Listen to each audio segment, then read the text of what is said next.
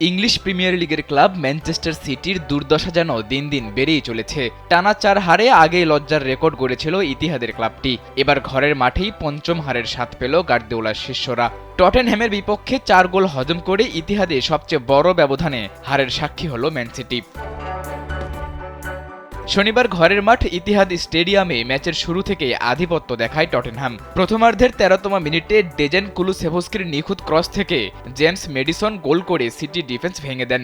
ঠিক 7 মিনিট পর মেডিসন তার শৈল্পিক চিপ শটে আরও একটি গোল করেন। ম্যাচের প্রথম 20 মিনিটেই এই ইংলিশ ডিফেন্ডারের কল্যাণে জোড়া গোলে পিছিয়ে পড়ে ম্যান সিটি। প্রথমার্ধের বাকি সময়ে আর কোনো গোল না হলেও দ্বিতীয়ার্ধের শুরুতে আবারও ম্যান সিটির ডিফেন্স ভাঙেন পেদ্রো পোরো।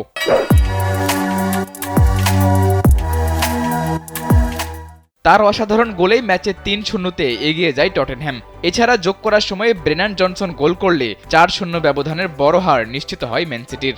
গেল অক্টোবরে লিগস কাপে টটেনহ্যামের বিপক্ষে হার দিয়ে শুরু হয় ম্যান সিটির হারের এই যাত্রা, যা এখনও চলমান।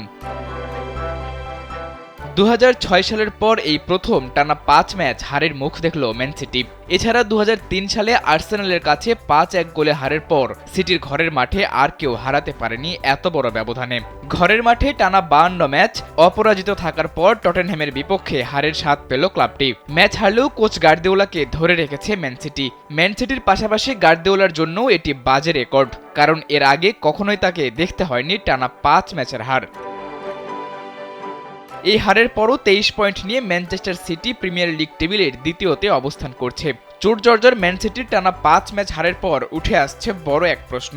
দলকে টাইটেল রেসে ফেরাতে গার্দিওলা কি তার কৌশলে আনবেন কোনো পরিবর্তন, নাকি এই পরাজয় সিটির মৌসুমের মোড় ঘুরিয়ে দেবে? সেটাই এখন দেখার অপেক্ষায় গোটা ফুটবল বিশ্ব।